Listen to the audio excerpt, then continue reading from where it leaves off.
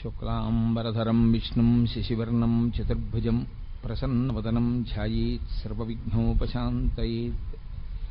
గురుర్బ్రహ్మా గురుర్విష్ణుః గురుర్దేవో మహేశ్వరః గురుః సాక్షాత్ పరబ్రహ్మ తస్మై శ్రీగురవే నమః. వ్యాసాయ విష్ణురూపాయ వ్యాసరూపాయ విష్ణవే నమో వై బ్రహ్మనిధయే వాసిష్ఠాయ నమో నమః. కూజంతం రామ రామేతి మధురం మధురాక్షరం ఆరుహ్య కవితాశాఖాం వందే వాల్మీకికోకిలం. శ్రుతిస్మృతిపురాణానాం ఆలయం కరుణాలయం నమామి భగవత్పాదశంకరం లోకశంకరం. వాగర్ధావివ సంపృక్తౌ వాగర్ధప్రతిపత్తయే జగతః పితరౌ వందే పార్వతీపరమేశ్వరౌ. సూక్తిం సమగ్రేతున స్వయమేవ లక్ష్మీః శ్రీరంగరాజమహిషై మధురైః కటాక్షైః.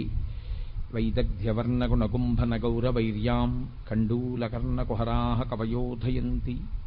హైమోర్ధ్వపుండ్రమజహన్మకుటం సునాసం మందస్మితం మకరకుండలచారుగండం బింబాధరం బహుళదీర్ఘకృపాకటాక్షం. శ్రీవేంకటేశముఖమాత్మనిసన్నిధత్తాం.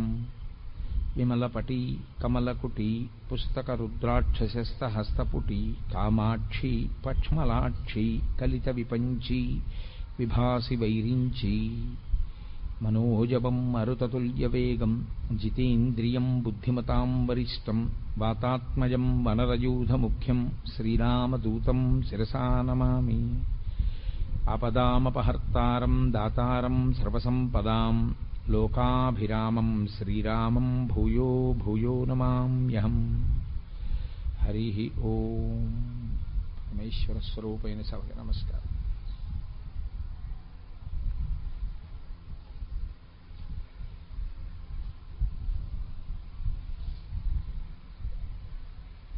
మీతో నేను మనవి చేశాను, మోహమునకు గురి అయినటువంటి అర్జునుడితో కృష్ణుడు మాట్లాడుతున్నాడు కాబట్టి అది గురు శిష్య సంవాద స్వరూపము. కాబట్టి ఉపనిషత్.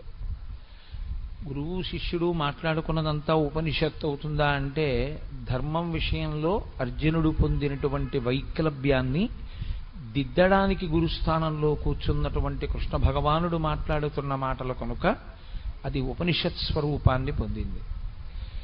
నిన్న మీతో మనవి చేశాను, అర్జునుడి యొక్క మోహానికి మూల కారణం ఏదుందో ఆ మూల కారణాన్ని నివారణ చెయ్యాలి.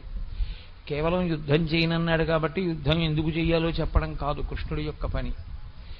యుద్ధం చెయ్యను అనడానికి కారణం, ఎదురుగుండా ఉన్నవాళ్ళు నా వాళ్ళు చచ్చిపోతే ఏదో ఇబ్బంది వచ్చేస్తుంది. ఇప్పుడు నావారు అన్న మాటలో నావారు కానివారున్నారు అన్నది కూడా అంతర్భాగమే. ఇది నాకిష్టము అని నేను ఎప్పుడైతే అన్నానో, ఇది నాకిష్టము కాదు అన్నది కూడా ఉందని గుర్తు లోకంలో. తప్ప ఇది నాకిష్టము అంటే అన్నీ ఇష్టము కాదు. పైగా ఇది నాకిష్టము అని నేను ఎప్పుడైతే అన్నానో అప్పుడు నాకన్నా ఇంకోటి ఉంది అని గుర్తు. రెండవ వస్తువు కూడా ఉంది లోకంలో. అందుకని ఆ దాని యందు నేను మోహమును పొంది ఉన్నాను, ప్రీతి పొంది ఉన్నాను అని గుర్తు. కాబట్టి ఇప్పుడు మూలమును ఎక్కడ దిద్దవలసి ఉందంటే, అసలు రెండు లేవు అర్జున, ఉన్నదొక్కటే పదార్థము. ఆ ఒక్క పదార్థము ఇన్నిగా ఎలా కనపడుతోంది? ఇన్నిగా కనపడినప్పుడు ఇంక అందులోంచి ఎన్నైనా పుట్టుకొస్తాయి. నేను దీన్ని చంపుతున్నాను, అది నన్ను బాధ పెడుతోంది, నేను దీని యందు ప్రీతి చెందాను, దీని యందు అప్రీతి ఉన్నది. ఇవన్నీ రావడానికి కారణం రెండున్నాయన్న భావనలోంచి పుడుతున్నవి. కాబట్టి ఇప్పుడు అద్వైతము అని శంకరులు దీన్ని ప్రతిపాదన చేస్తారో అలా మూలాన్ని ఆయన దిద్దవలసి ఉంటుంది. వ్యాధికి మూలము ఏదో ఆ మూలమునకు ఔషధాన్ని ఇవ్వాలి. కాబట్టి అసలు చావేది, పుట్టుకేది, అసలు చచ్చిపోయేదేది, సావనిదేది, ఏది నిజం ఏది అబద్ధం.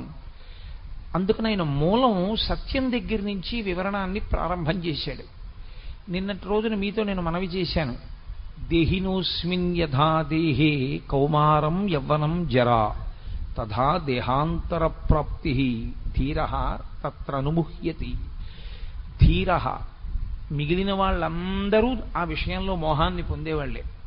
అయ్య బాబోయ్ చచ్చిపోతాను, అయ్యి బాబోయ్ చచ్చిపోతానని బెంగ పెట్టుకునేవాళ్లే. ఒక్క ధీరుడైన వాడు, ధీహి అన్న శబ్దం బుద్ధికి గుర్తు.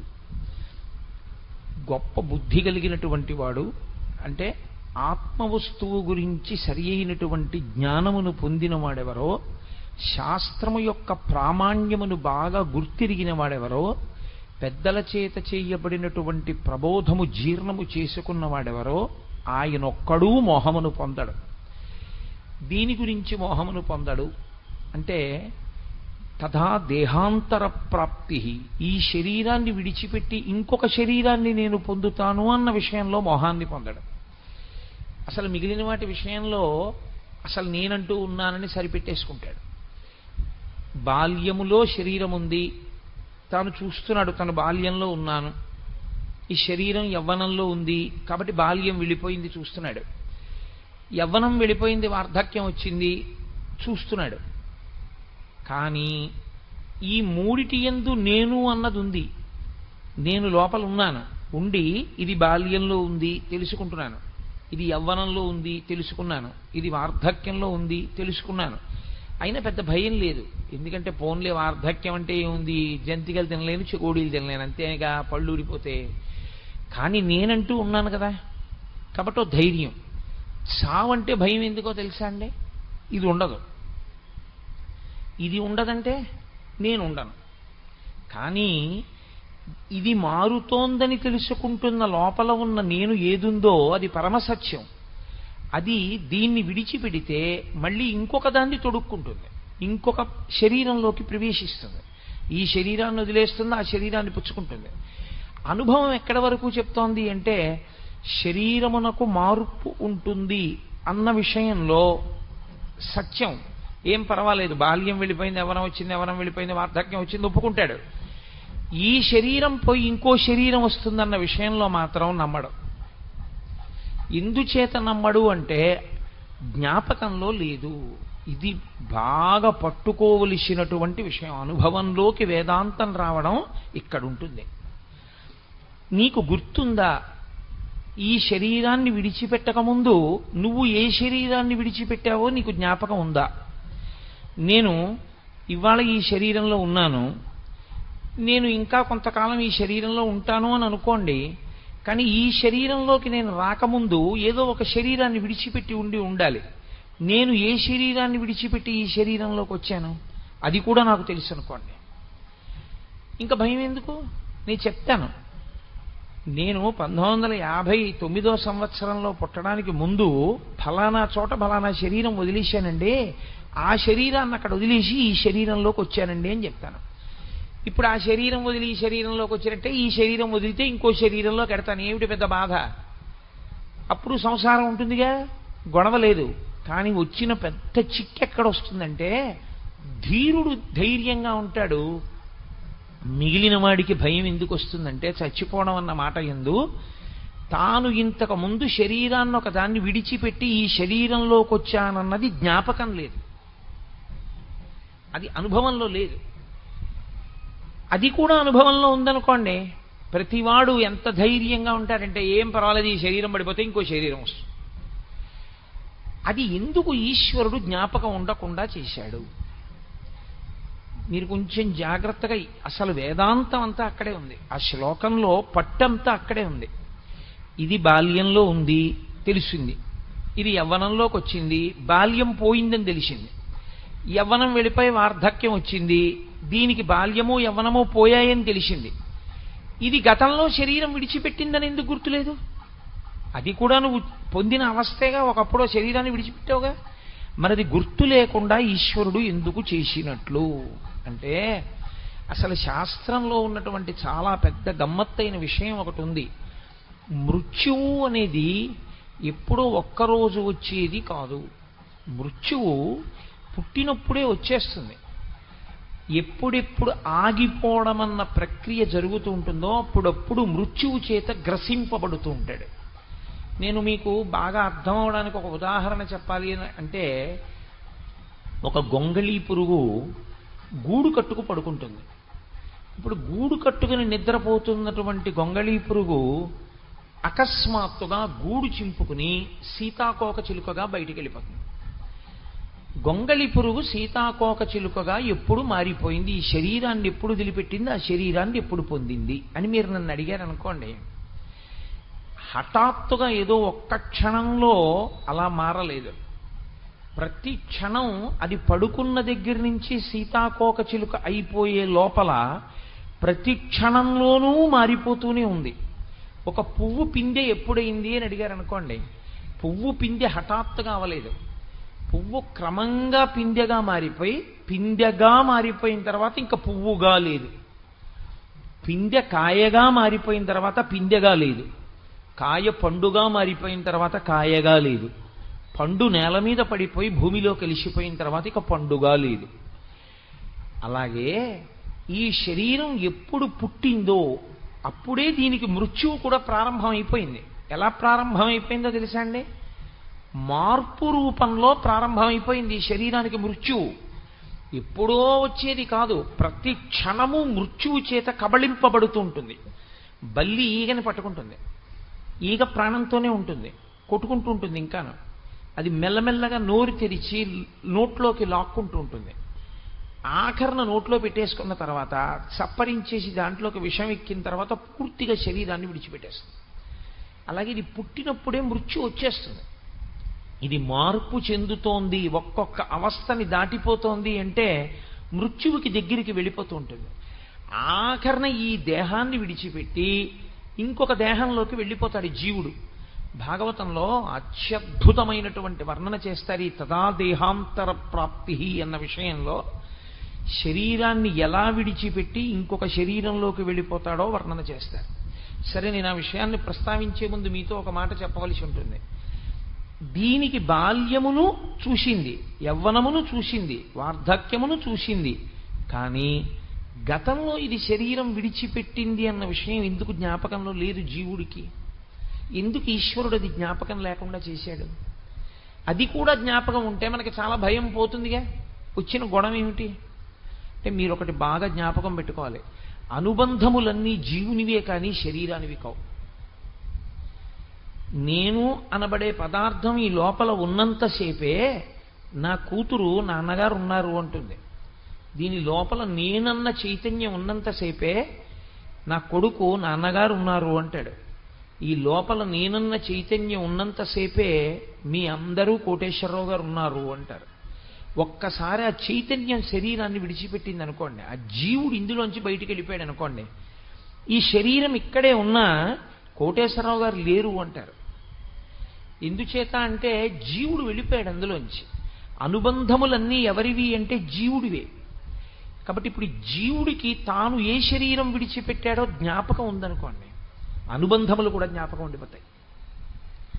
నేను ఫలానా చోట శరీరం విడిచిపెట్టాను అని జ్ఞాపకం ఉంటే ఆ శరీరములో తాను ఉన్నప్పుడు తనకి భార్యగా ఉన్నదెవరు, తనకి బిడ్డలుగా ఉన్నదెవరు, తనకి ఆత్మీయులుగా ఉన్నదెవరు, తనకి విరోధులుగా ఉన్నదెవరు, అది కూడా జ్ఞాపకం ఉంటుంది. ఇప్పుడు అది కూడా జ్ఞాపకం ఉంటే మీరు ఈ జన్మలో అసలు ఉద్ధరణ వైపుకి ఏం అడిగేస్తారు? ఇంకా రాగద్వేషములు ఎక్కువయ్యాయి. అది అసలు ఈ జన్మలో మీరు కొత్తగా పెంచుకుంటున్న రాగద్వేషములే మీ అభివృద్ధికి, మీ పురోగతికి, మీరు ఈశ్వరుణ్ణి చేరుకోవడానికి ప్రతిబంధకాలు. అందుకేగా మీతో మనవి చేశా, నువ్వు నేను అన్న రెండు మాటలు ఎప్పుడు వచ్చాయో అప్పుడు రెండు వచ్చాయి. రెండు ఎప్పుడు వచ్చాయో అప్పుడు అజ్ఞానం వచ్చింది, అవిద్య వచ్చింది. ఇప్పుడు కొత్తగా రెండిటి మధ్యలో ఇంత చేరిపోయింది అనుకోండి. గజేంద్రమోక్షంలో దశలక్ష కోటి కరణీనాథుండనయ్యుండి మద్దానంభ పరిపుష్ట చందనలతాంత ఛాయలందుండలేక అంటాడు. పోతన గారంతా గజేంద్రమోక్షం అంతా చేసిందంతా వేదాంతమే. 10 లక్షల కోట్ల మంది భార్యలు ఉన్నారు నాకన్నాడు. అంటే నిజంగా 10 లక్షల కోట్ల మంది భార్యలు ఉన్నారంటే వచ్చిన అభ్యంతరం ఏం లేదు. అసలు యథార్థం ఏమిటంటే, ఈ లోపలి జీవుడు ఎన్నో శరీరాల్లో ఉన్నాడు ఇత పూర్వం. అన్ని శరీరాల్లో ఉన్నప్పుడు దానికి అంతమంది భార్యలు ఉన్నారు. ఎంతమంది భార్యలు ఉన్నారో అంతమంది భార్యలతో అంతమంది బిడ్డల్ని కన్నాడు. ఈశ్వరుడు చేసిన మహోపకారం ఏమిటంటే, గత జన్మకి సంబంధించినటువంటి జ్ఞాపకాల్ని అమ్మ కడుపులోంచి బయటికి వచ్చేటప్పుడు జ్ఞాపకం లేకుండా తీసేస్తాడు. శఠము అన్న వాయువు పట్టుకుంటుంది. భాగవతంలో చెప్తారు దాని గురించి. ఆ శఠమన్న వాయువు పట్టుకోగానే అన్నీ మర్చిపోతాడు. అప్పటి వరకు జ్ఞాపకం ఉంటాయి. అప్పుడు వరకు ప్రార్థన చేస్తాడు ఈశ్వరుణ్ణి బయటికి తోసేయమన్నది. అయ్యో నేను ఫలానా వారికి భర్తగా ఉన్నాను, ఫలానా వారికి భార్యగా ఉన్నాను, ఫలానా వారికి బిడ్డడుగా ఉన్నాను, వాళ్ళని నమ్ముకున్నంత చేశాను, చిట్ట చివరికి నాకు మిగిలిందేం లేదు, ఈశ్వరా నిన్ను చేరలేకపోయాను, ఇంకొక్కసారి శరీరం ఇయ్యి, అప్పుడు నేను ఈ శరీరం ఉంటే ఈ శరీరంతో నీ సేవ చేస్తాను. శరీరంలో నేను ఉన్నాను కాబట్టి మనసు మంచిదిగా పెట్టుకుని మంచి ఆలోచనలు చేస్తాను, ఉపకారాలు చేస్తాను, పుణ్యాలు చేస్తాను. కాబట్టి ఈశ్వరా ఇంకొక్కసారి శరీరం ఇయ్యి అంటాడు.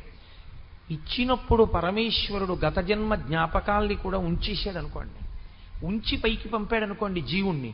ఇక ఆ జీవుడు ఒక్క క్షణం కూడా ప్రశాంతంగా ఉండలేడు. బయటికి వస్తూనే అతనికి ఒక జ్ఞాపకం ఉంటుంది, నా భార్య ఫలానా చోటు ఉంది, గత జన్మలో భార్య, ఎప్పుడు అక్కడికి వెడదామా అని ఉంటుంది. నా కొడుకులు అక్కడ ఉన్నారు, వాళ్ళ యోగక్షేమాలు చూడాలనిపిస్తుంది. గతంలో కుక్కగా ఉండొచ్చు, కానీ ఆ కుక్కకు పుట్టిన పిల్లల మీద వ్యామోహం ఉంటుంది. ఓ పందిగా ఉండొచ్చు, ఆ పిల్లల మీద వ్యామోహం ఉంటుంది. ఇలా నీకు ఎన్ని జన్మల జ్ఞాపకాలు ఉంటాయో అంత పెద్ద సంసారం నీలో ఉంటుంది. ఆ సంసారంలో పడిపోవడం వల్ల కదా పాడైపోయావు. సంసారం అన్న మాట వేదాంతంలో బయట ఉండేది కాదు, లోపల ఉండేది. బాహ్యంలో అయితే సంసారం బయట ఉందంటాం, వేదాంతంలో సంసారం లోపల ఉంటుంది. అందుకే కాషాయానికి అర్థం ఏమిటంటే అన్నీ విడిచిపెట్టేయడం, ఎవ్వరితోనూ అనుబంధం ఉండకూడదు. అందుకే నకర్మణాన ప్రజాధనీన త్యాగేనైకే అమృతత్వమానసో పరిణనాకం నిహితం గుహాయాం విభ్రాజతే తద్యతయో విశంతి అంటుంది ఉపనిషత్. కాషాయం కట్టుకున్న వాళ్ళని చూస్తే ఆ మంత్రం చెప్పు అంటుంది.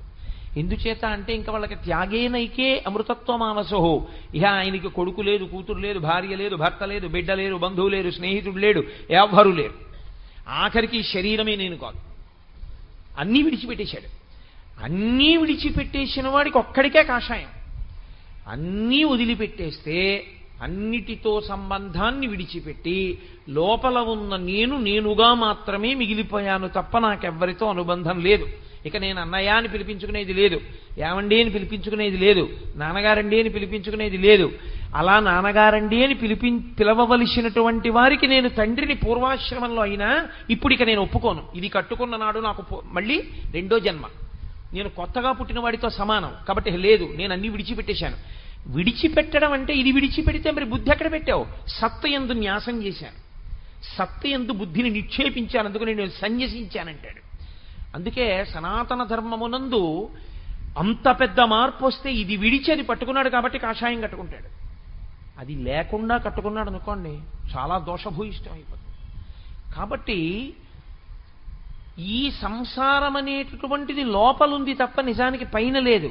నేను ఇక్కడ కూర్చున్నా అయ్యో నా భార్య, అయ్యో నా భార్య, అయ్యో నా భార్య అని వెంపర్లాట నాకుంటే సంసారం ఇక్కడే ఉంది. నేను ఇంట్లో ఉన్నా ఇవన్నీ అనుబంధాలు, గతంలో నాకు ఎంతమంది భార్యలు, ఇప్పుడు ఒక భార్య అని నేను మోహమునకు గురికాని స్థితిని, అది నోటితో చెప్పడం కాదు. నేను ఇప్పుడు నోటితో చెప్పిన మాట చేత నేను ఆ స్థితిని పొందాను అని మీరు అనుకుంటే చాలా పొరపాటు. నేనే చెప్తున్నాను, నేను ఆ స్థితిని పొందినవాడను కాను, పొందడానికి ప్రయత్నం చేస్తున్న సాధకుడను మాత్రమే. అందుకే నాకు ఉద్వేగములుంటాయి, నిజ జీవితంలో ఇంకా ఉద్వేగమునకు లోనవుతుంటాను, పరిశీలనం చేస్తూ ఉంటాను. అది ఎప్పుడో పండుతుంది. ఆ పండిన నాడు నేను సాధన యందు చేరవలసిన స్థాయిని చేరిన వాడనవుతాను. అందుకే వేదాంతం మనసుని పట్టుకోవలసిందే కానీ వేదాంతం తాత్పర్యంగా నేర్చుకునేది కాదు. కాబట్టి సంసారమన్నది నీ లోపలున్నది, దానివల్ల పాడైపోయావు గత జన్మలలో. ఇప్పుడు మళ్ళీ నీకు సంసారం పెట్టడం అంటే గతంలో ఉన్న జ్ఞాపకాలన్నీ పెట్టడమే. ఏ శరీరం వదిలిపెట్టావో నీకు ఈశ్వరుడు జ్ఞాపకం ఉంచేశాడనుకో, ఉత్తర క్షణం ఈశ్వరుడు నిన్ను పుట్టిస్తూనే మళ్ళీ సంసారమన్న రొంపిలో ముంచి పుట్టించాడు. ఇక నువ్వేం ఉద్ధరణ పొందుతావు? నువ్వు కొత్తగా కల్పించుకుంటున్న అనుబంధముల నుండే వినిర్ముక్తం కాలేకపోతున్నావు. గత జన్మలలో ఉన్న అనుబంధాలు కూడా నీకు జ్ఞాపకం ఉండిపోతే జీవుడిగా ఇక నువ్వు పైకొస్తావా? ఈ జన్మలో నువ్వు కోటీశ్వరుడవైనా, నీకు ఒక్కతే కూతురైనా, గత జన్మలలో నీకున్న 16 మంది ఆడపిల్లల్లో 80 ఇంకా పెళ్ళవకుండా నువ్వు వెళ్ళిపోయి ఉండుంటే ఇప్పుడు ఇక్కడ పుట్టిన పిల్ల కన్నా అక్కడ ఉండిపోయిన 80 పిల్లల పెళ్ళిళ్ళ గురించి ఆలోచిస్తావు. ఇప్పుడు సంసారం పెరిగిందా, సంసారం తరిగిందా, పైకే వస్తావు నువ్వు, ఇక రాలేవు, కుదరదు. ఈశ్వరుడు శరీరాన్ని ఇచ్చేది దేనికి ఇస్తాడంటే, ప్రత్యేకించి మనుష్య శరీరాన్ని దేనికి ఇస్తాడంటే ఉద్ధరణ కొరకిస్తాడు. నువ్వు దీన్ని తెప్పగా వాడుకుని పైకి రారా అని ఇస్తాడు. తెప్పగా వాడుకుని పైకి రావలసిన వాడికి ముందుండవలసిన లక్షణం ఆయన ఉపకారం చేసి ఓ బుద్ధి ఇస్తాడు. ఏమిటో తెలుసా అండి? గత సంసార వాసనలు నీకు జ్ఞాపకం లేకుండా చేస్తాను. కాబట్టి ఇప్పుడు జీవుడు ఏ శరీరం వదిలిపెట్టాడో జ్ఞాపకం ఉండకూడదు. అందుకే కడుపులో ఉన్నంతసేపు జ్ఞాపకం ఉంచుతాడు. ఎందుకు ఉంచుతాడో తెలుసా అండి? అది నరకం. ఆ నరకాన్ని అనుభవిస్తున్నప్పుడు బాధపడతాడు. ఇందువల్ల కదా మళ్ళీ పుడుతున్నాను. ఏ ప్రాణిగానైనా కానివ్వండి, గర్భస్థము నరకము. ఆ కటిక చీకటి కన్ను పొడుచుకుంటే కనపడదు. అందుకే 2 రంధ్రములు అంటారు. 11 రంధ్రములు శరీరం అనుకుంటాయి. ఒక రంధ్రం తెరుచుకుంటే వెనక్కి రాడు, ఒక రంధ్రం మూసుకుంటే మళ్ళీ లోకంలోకి వస్తాడు. నాభీరంధ్రం తెరుచుకుని ఉన్నంతసేపు అమ్మ కడుపులో అమ్మ తిన్నది తన శరీరంలోకి ఎడుతూ ఉంటుంది. బయటికి వచ్చేసిన తర్వాత నాభి కోసేస్తే నాభీరంధ్రం మూత పడిపోతుంది. ఇంకా నాభిలోంచి ఏది శరీరంలోకి వెళ్ళదు. నాభి మూత పడిపోయి ఉండిపోతే బొడ్డు ఊడిపోయిందంటారు. మూత పడిపోయింది అనుకోండి నాభీరంధ్రం, ఇక అందులోంచి వెళ్ళేది లేదు. అంటే శరీరాన్ని పొందడం పూర్తయిపోయిందని గుర్తు. మళ్ళీ బయటికి వెళ్ళిపోయేటప్పుడు ఈ శరీరంలోంచి గొప్ప సాధన చేసినవాడు ఇక రాడని గుర్తు ఏమిటంటే ఆఖరి సమయంలో, ప్రాణోత్క్రమణం అయ్యే సమయంలో నిర్భయంగా ఇన్నిసార్లు శరీరాలు విడిచిపెట్టి శరీరాలు పొందాను, ఇక నేను శరీరాన్ని పొందను, నాకొద్దు అని పరమేశ్వరుణ్ణి ధ్యానం చేస్తూ మనసు ఈశ్వరుని యందు నిలబెడతాడు. ఆ నిలబెట్టిన కారణం చేత ఈ శరీరము పడిపోతున్నా తాను సాక్షిగా నిలబడతాడు. అలా సాక్షిగా నిలబడిన వాడెవరో వాడు మాత్రమే వెళ్ళే ద్వారం ఒకటి ఉంటుంది. అలా యోగమునందు వెళ్ళిపోయాడని గుర్తేమిటంటే ఊర్ధ్వముఖ చలనము చేసి బ్రహ్మరంధ్రమును భేదించుకుని పైకెడతాడు. ఇక్కడ చిట్లుతుంది. ఇక్కడ చిట్లి వెళ్ళిపోయాడు అంటే యోగమునందు వెళ్ళిపోయాడు అని గుర్తు. భగవద్గీత ప్రత్యేకించి సాంఖ్యయోగం అంతా కూడా యోగము యొక్క వైభవాన్నే మాట్లాడతాడు ఆయన. యోగము ధర్మముతో కలుస్తుంది. సరే, నేను అది ఎక్కడ అవసరమో అక్కడ దాని గురించి నేను మనవి చేసే ప్రయత్నం చేస్తాను. అసలు ధర్మాన్ని విడిచిపెడితే యోగం కాదు, ధర్మమునందు అనురక్తియే యోగము యథార్థమునకు. అందుకే యోగ కర్మసు కౌశలం అంటాడు ఆయన. కాబట్టి ఇప్పుడు గత జన్మ వాసన కానీ గత జన్మకి సంబంధించిన జ్ఞాపకం ఉండిపోతే ఇక ఆ జీవుడు ఉద్ధరణ పొందడు. ఈ జన్మలో ఏర్పడినటువంటి అనుబంధాలని తెంచుకోవడం కుదరట్లేదు. అందుకు కదా ధూర్జటి గుండెలు బాదుకున్నాడు. ఆలంచున్ మెడకట్టి దానికి అపత్యశ్రేణి కల్పించి తద్బాలవ్రాతము నిచ్చిపుచ్చుకును సంబంధంబు కావించి. అమ్మ బాబోయ్, ఎంత వేదాంతం చెప్పాడో మహానుభావుడు. ఆలంచున్ మెడకట్టి అన్నాడు. ఆవిడ మెళ్ళలో తాళి కట్టాను నేను అనుకున్నాను, కానీ ఇక్కడ పట్టుకుందయా అంటే భార్యే కాదు, భార్యకి భర్త అయినా భర్తకు భార్య అయినా సంసారం అంత గట్టిగా పట్టుకుంటుంది. ఇప్పుడు దానికి అపత్యశ్రేణి కల్పించి దాని వలన కొంతమంది పిల్లలు పుట్టేటట్టు చేసి ఆ భార్య వలన తద్బాలవ్రాతము నిచ్చిపుచ్చుకొను సంబంధంబు కావించి ఈ ఇంట పుట్టిన ఆడపిల్లని బట్టుకెళ్ళి ఇంకో ఇంట్లో ఇచ్చాడు, ఇంకో ఇంట్లో పుట్టిన ఆడపిల్లని ఇంటికి తెచ్చుకున్నాడు. 60 ఏళ్ళు వచ్చాక నేను చేసింది ఏమిటి అని వెనక్కి తిరిగి చూస్తే ఓ కొడుకుని కని కూతుర్ని తెచ్చుకున్నాను, ఓ కూతుర్ని కని ఇంకో ఇంటికి పంపించాను, దానివల్ల అల్లుడు వచ్చాడు, దీనివల్ల కోడలు వచ్చింది. ఇది నీ సాధించింది. దీనికి అనుబంధంగా మళ్ళీ కొన్ని అనుబంధాలు ఏర్పడ్డాయి తప్ప సాధనలో నేనేం చేశాను ఈ శరీరంతో? ఏమీ లేదు, సున్నా. ఈ అనుబంధాలే ఆఖరికి కొంప ముంచేస్తాయి మళ్ళీ. కాబట్టి తదా దేహాంతర ప్రాప్తి, ఇది జీవుడికి ఉన్న లక్షణం. శరీరాన్ని మళ్ళీ పొందుతాడు, కానీ అది నీకు జ్ఞాపకంలో లేదు, అనుభవంలో లేదు. అనుభవంలో లేకపోవడం వల్ల వచ్చిన పెద్ద భయం ఏమొచ్చిందంటే శాస్త్రాన్ని ప్రమాణంగా తీసుకుని ఒరే ఈ శరీరం వదిలినా ఇంకో శరీరాన్ని పొందుతాన్రా అన్న ధైర్యం కూడా లేదు. అసలు ఇంకొక శరీరాన్ని పొందుతానన్న ధైర్యం కాదు, ఆ కోరిక ఉంచుకోకూడదు. అసలు ఆ కోరిక ఉండడం మొదటి తప్పు. సరే, అంత దూరం ఎక్కడ వెళ్ళిపోతానులేండి, కుదరదు, కనీసం మళ్ళీ మనుష్య జన్మలోకి వచ్చి శాస్త్రం చదువుకునేంత మంచి ప్రయోజనం కలిగితే చాలు అంటావా? నీకు మళ్ళీ శరీరం రాదనుకుని వ్యామోహపడ్డం పెద్ద తప్పు. యథా దేహాంతర ప్రాప్తి ధీర తత్రనుముహ్యతి. ధీరులైన వారు దాని గురించి మోహాన్ని పొందరు అర్జున. నువ్వేమిటి ఇప్పుడు వాళ్ళందరూ చచ్చిపోతారు గుండెలు బాధేసుకుంటున్నాయేంటి? వాళ్ళు చచ్చిపోవడం అనేటటువంటిది శరీరం పడిపోతుంది, వాళ్ళు మళ్ళీ వచ్చేస్తారు ఇంకో శరీరంలోకి. నీకెందుకంత బెంగ? నువ్వు పడగొట్టకపోతే పడదనుకుంటున్నావా? పడిపోతుంది. పడిపోయింది రాదనుకుంటున్నావా? వస్తుంది. చిత్రం ఏమిటో తెలుసా? ఇక్కడ ఒక ప్రశ్న వస్తుంది వేదాంతంలో. మరి ఎందుకండి అసలు ఈశ్వరుడి శరీరాలు ఇస్తుండడం? ఏదో ఒక గొడవ తేల్చేస్తే అయిపోతుంది కదా. మళ్ళీ శరీరం ఇవ్వకుండా, ఏమయ్యా నీకోసారి శరీరం ఇచ్చాను నువ్వు సరిగ్గా ఉపయోగించలేదు, గుణపాల మీద ఎక్కించేస్తాడో గొడ్డలతో కొట్టేస్తాడో ఏదో చేసేనివ్వండి, అయిపోయింది. అక్కడతో దరిద్రం వదిలిపోయింది. లేదా తనలో కలిపేసుకున్నాడా? కలిపేసుకోమనండి. రెండే. మళ్ళీ శరీరం ఇస్తూ ఉండడం, మళ్ళీ చెయ్యి అంటూ ఉండడం, మళ్ళీ మనం కింద పడుతుండా మీద పడుతుండా, మళ్ళీ కింద పడ్డావు మీద పడ్డావు అని మళ్ళీ తీసుకొచ్చి మళ్ళీ శరీరం ఇస్తుండా. ఏమిటండి అల్లరంతా? ఎందుకు ఈశ్వరుడు ఈ శరీరం ఇవ్వడం? అంటే మీరు ఒక్క విషయం జ్ఞాపకం పెట్టుకోవాలి. మనం శాస్త్రమును ప్రమాణంగా తీసుకుని మాట్లాడకపోతే, శాస్త్రమునందు సరి అయినటువంటి నిష్ట లేకపోతే, సరి అయినటువంటి సమర్థత కలిగిన గురువు దగ్గర శాస్త్రాధ్యయనం చేయకపోతే, బురదపాము లాంటి గురువు గారి నోట్లో పడ్డ పెద్ద కప్పలా పడిపోయి ఉండిపోతే వచ్చే పెద్ద ఇబ్బంది ఏమిటొస్తుందో తెలుసా అండి? శాస్త్ర పరిజ్ఞానమునందు పరిపక్వత ఏర్పడదు.